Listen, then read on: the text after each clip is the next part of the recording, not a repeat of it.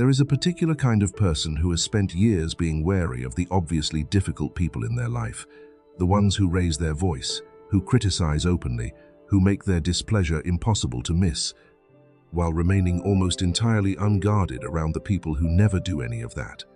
This person rarely suspects the ones who smile the most, agree the most, and never once raise an objection, not because they lack judgment, often the opposite. They have simply never been taught that kindness can be a tool exactly as easily as it can be a virtue, and that the two versions can look, from the outside, completely identical. Dangerous kindness does not look like danger. It looks like generosity, like endless patience, like someone who never seems to want anything for themselves. It looks like the person everyone describes as easy to get along with, low maintenance, always there when you need them. And the truly unsettling part is this: the very qualities that make someone seem safe are often the exact qualities that make them the hardest to see clearly, because you have been taught, correctly in most cases, to associate kindness with safety, and incorrectly, in this specific case, to assume the association always holds. Carl Jung spent decades studying what he called the persona, the mask constructed to be acceptable within a given social world. And what he understood, more precisely than almost anyone before him, is that the kindest-looking mask is often the one hiding the most unexamined material underneath. Some people are kind because kindness is simply an accurate reflection of who they are all the way through. Others are kind because kindness has become the only acceptable currency for getting what they actually want.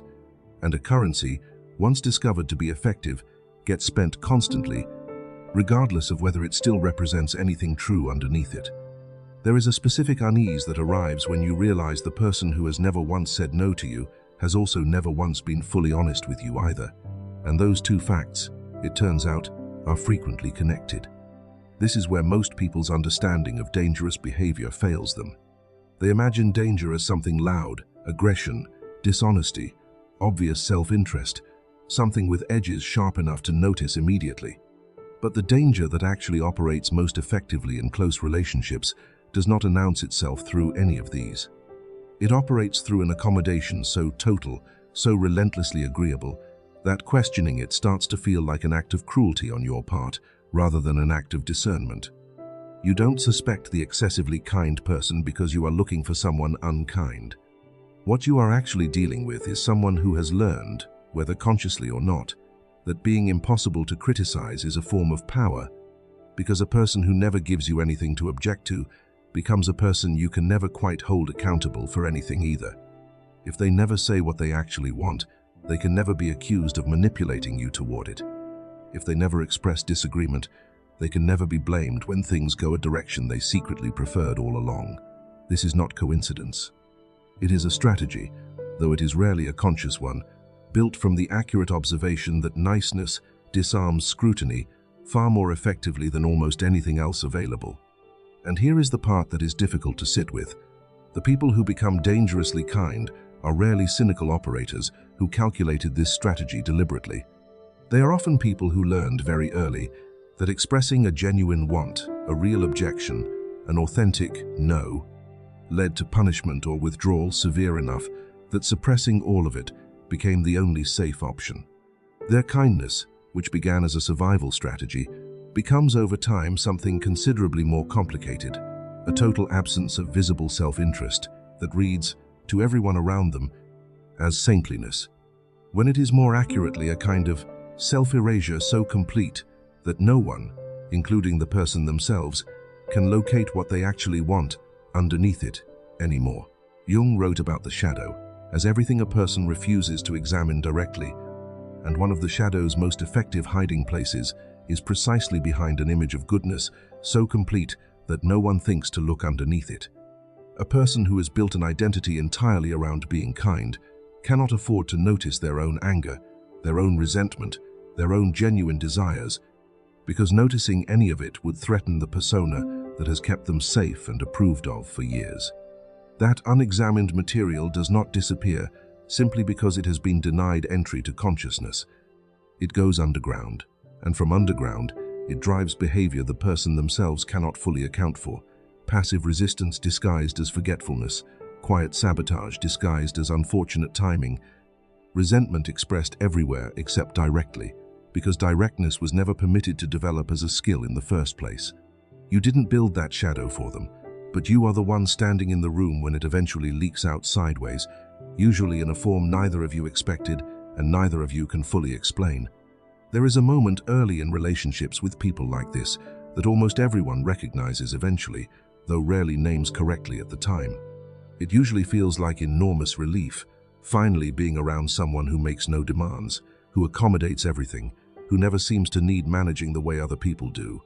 That relief is genuine, and it is also, quietly, the first clue, because a person entirely without needs is not actually a person without needs. They are a person whose needs have gone somewhere you cannot see, and needs that go somewhere you cannot see tend to resurface eventually in places you did not expect and cannot easily trace back to their source. This is the part almost no one wants to accept. The absence of visible friction in a relationship is not the same as the presence of genuine ease. It can be the exact same smoothness, wearing a completely different function underneath, suppression rather than actual contentment. The unconscious mechanics of this rarely begin with any deliberate withholding. They begin with a single early experience where honesty was met with a cost too severe to repeat. A parent whose love became conditional the moment a child expressed a genuine objection. An early relationship where disagreement led to abandonment or punishment, disproportionate to whatever was actually being disagreed about. The lesson, once learned this clearly, generalizes quickly. If honesty here was dangerous, honesty in general becomes suspect, and total agreeableness becomes the safest available posture across every subsequent relationship, regardless of whether the original danger is still present anywhere in the picture. This is not a flaw in anyone's character. It is a feature of how the nervous system generalizes threat, protecting itself by applying an old lesson broadly rather than specifically for the entire span of human psychological development. It simply was not designed to distinguish between the one relationship where honesty was actually dangerous and every subsequent relationship where it might have been perfectly safe all along. Once this pattern is fully installed, the second phase becomes visible only to people paying very close attention. It is the phase where the excessively kind person begins managing you rather than simply relating to you, agreeing with everything you say in the moment, then quietly doing something entirely different once you are no longer present to notice the disagreement. This has a name in psychological terms, though it is rarely applied to kindness specifically, covert non-compliance, and it is considerably more corrosive to a relationship over time than open disagreement would have been, because open disagreement at least gives both people something real to work with. What this actually produces, over years, is a relationship built on an accumulation of small, undisclosed resentments on one side and a growing, unexamined confusion on the other. Confusion about why things keep going slightly wrong, despite apparently total agreement about everything at every step along the way. You begin to doubt not the other person's kindness, exactly, but your own read on the relationship, sensing an undercurrent you cannot name because nothing has ever been said directly enough to name it against. There is a particular category of relationship where this dynamic becomes especially consequential, and it is worth naming directly because the stakes involved are considerably higher than they first appear. In positions of real influence, parents, managers, close partners, this kind of excessive, unbroken kindness can function as a highly effective form of control precisely because it is so difficult to object to. A person who never criticizes you directly, but consistently seems disappointed in a way they never quite articulate, creates a far more disorienting pressure than direct criticism would, because there is nothing specific to argue with, only a persistent, ambient sense that you have somehow failed to meet an expectation that was never actually stated out loud. This is control exercised entirely through withheld information, and it is remarkably effective precisely because it never gives you anything concrete enough to push back against. Jung believed psychological health depended on integrating the shadow, rather than perpetually hiding behind an idealized persona, becoming a whole person rather than a carefully curated one.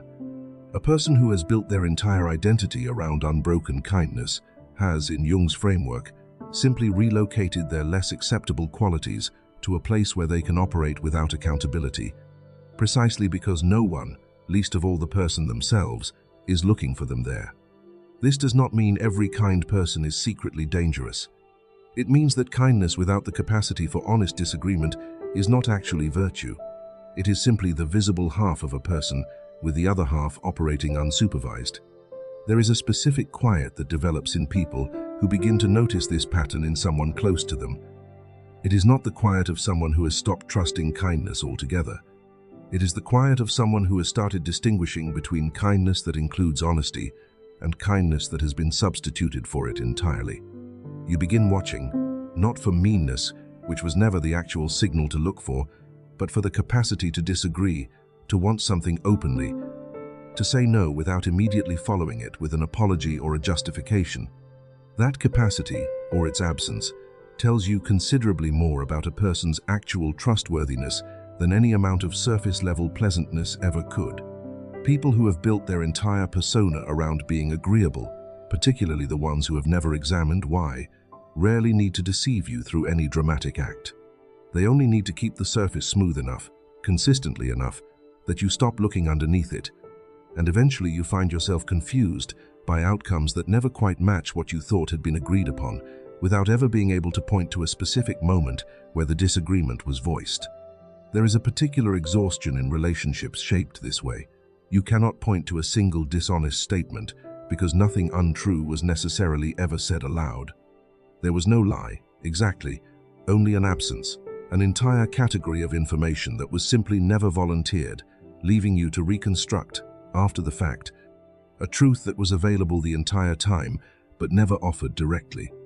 This is what unexamined kindness actually produces in a relationship over time, not betrayal exactly, a kind of chronic low-grade disorientation, the sense of building a life alongside someone whose actual interior you have never quite had full access to, despite years of apparently effortless closeness. This happens through a mechanism Jung would have recognized instantly, though he framed it through projection rather than kindness specifically. He observed that people frequently project their own disowned qualities onto others, and a person who has disowned their own capacity for anger, self-interest, or disagreement will often unconsciously seek out relationships where someone else can express those qualities on their behalf, quietly benefiting from a partner's or friend's willingness to be the difficult one, the demanding one, while they themselves remain comfortably entirely blameless. Here is where the more uncomfortable realization surfaces, the one most people spend considerable energy avoiding.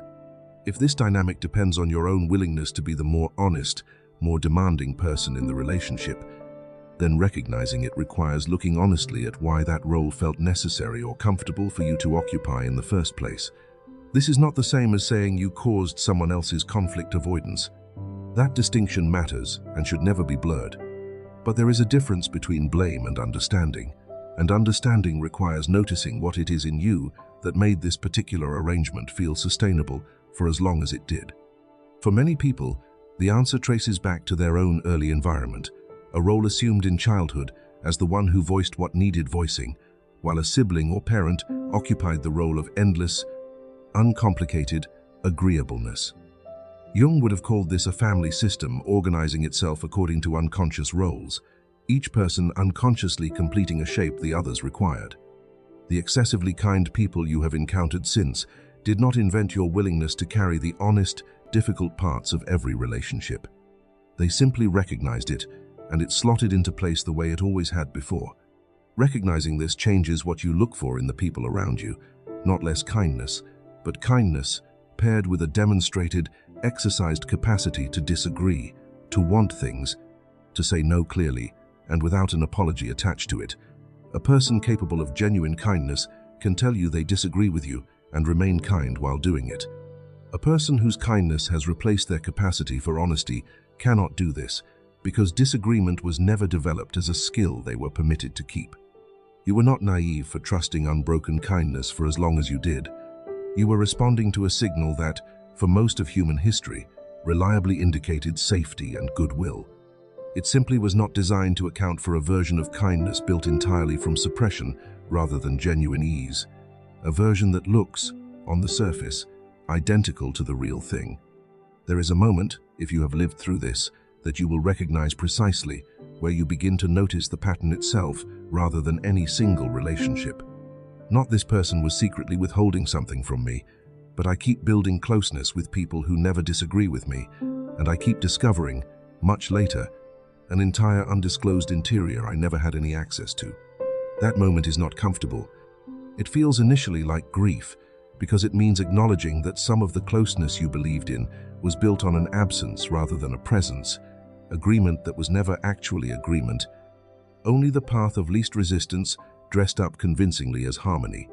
Jung believed that the unconscious does not simply store the past.